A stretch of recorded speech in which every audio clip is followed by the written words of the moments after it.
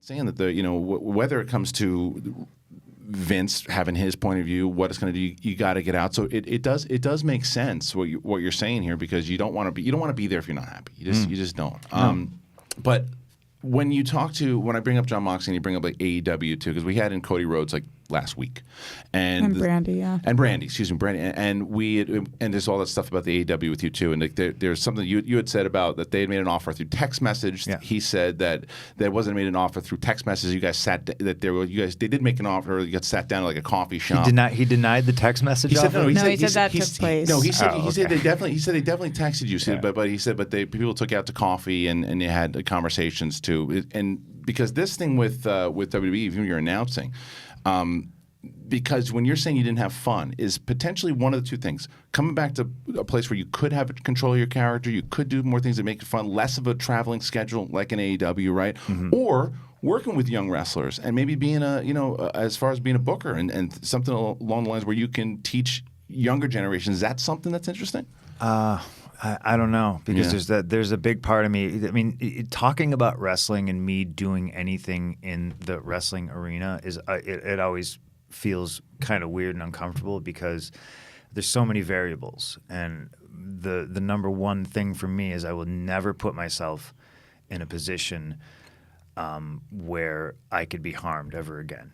And there's a lot of trust that goes into that. So, what do you mean by that? I mean, I gave of myself to a point where I look back at it, and if I didn't leave and walk out, I would be dead, because nobody else was going to do it. Because I was sick and I was hurt and I was messed up, and the people put in place to make sure to help. They weren't protecting you. They're not helping. I see. You know what I mean?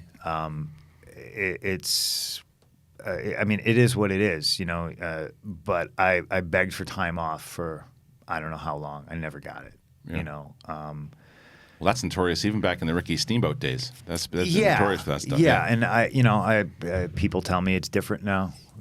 Apparently you can go home with the sniffles, or you can call in, and like I say that, and like I'm mad at myself right now for saying that, because it's almost just like I'm trying to shame somebody. But like, if you're sick, you're sick. Go home. Right. If you're hurt, you're hurt. Don't wrestle. But because of the Fugazi lawsuit, like I have mountains of paperwork that they had to send over for discovery, where they're like discussing all these intensely crazy private things, but I'm not involved in the conversation. Like they're talking about my mental health.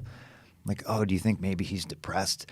And everyone's just like, I don't know, but he's got to wrestle in Europe, for 2 weeks. Right. So, and it's just like, whoa, slow down. Like, as a member of the office, shouldn't you like put a hold on that and take this guy off the road and be like, hey, we were talking, maybe you're depressed, But no, it was just like that conversation never came.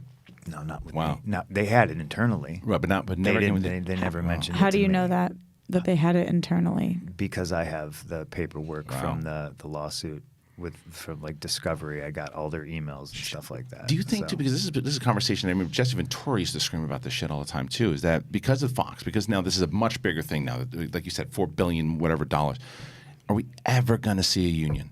Ever? No, never. No, that's why I kind of my stance on when people are all like, oh, the boys. There's no such thing. Yeah. There's absolutely no such thing. And if you think there is, then chances are you're on a different level, and I don't mean a higher one, and I don't mean any disrespect. It's just that where I was at that time, I mean, it's insane how it's not a real sport, but it's more cutthroat than a real sport. Yeah. But it sounds like you did make real relationships, have real friends from being in there. Like we mentioned Batista earlier, that some of the people are really in your corner and do have your back. The funny thing about me and Dave too is like Dave absolutely 100% disagrees with me the way I left.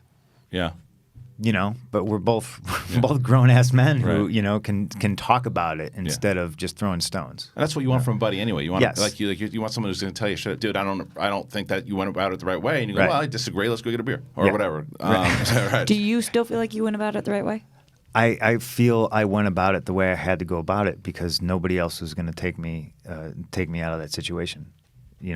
Yeah, like you just said that you feel like you honestly would be dead if you hadn't done that. I mean, concussions, and I had a staph infection, and it's not getting dealt with. It's not getting helped, and their concern was just he's got to go out there and wrestle. He's got to go out there and wrestle. From everything you're saying, it looks like you made for your health and everything, so you made the right decision. And you step back, you're doing some fun shit.